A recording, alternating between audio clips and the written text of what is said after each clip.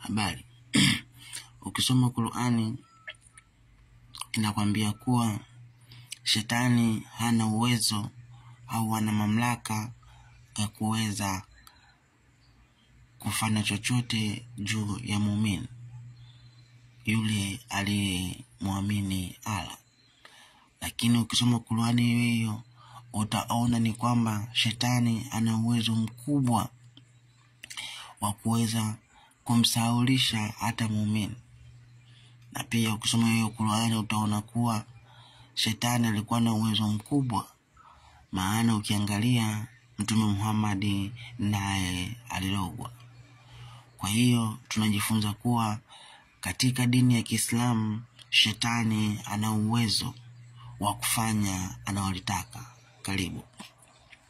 Ukisoma hiyo Qur'ani sura yake ya 16 mstari wake wa 99 anasema, kwa hakika shetani hana uwezo wa kumsaliti mwenye kumwamini Mwenyezi Mungu na mtume wake na wanaomtegemea Mola wao.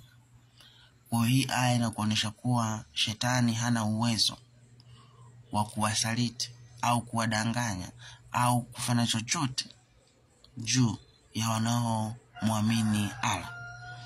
Lakini tukienda mbali utaona kuwa shetani ana uwezo wa kumsahaulisha muumini.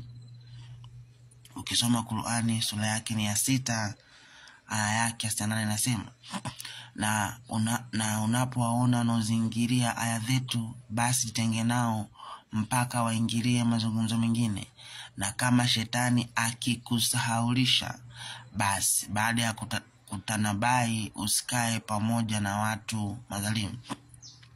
Kwa mujibu wa hii ni kwamba shetani ana uwezo wa kuwasahaulisha waumini, na kule Allah ametuambia kuwa shetani ana uwezo juu ya waumini.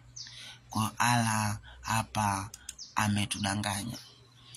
Na ukiona kwamba Mtume Muhammad alilogwa, kulogwa ni uwezo kutoka kwa shetani na si uwezo kutoka kwa Allah.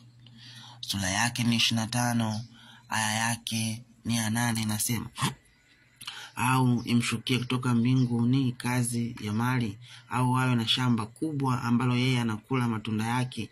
Na wakaendelea kusema hawa madhalimu wenye kukanusha, mfuatao ninyi si mwingine isipokuwa ni mtu aliyefanywa uchawi uliowasili akili yake.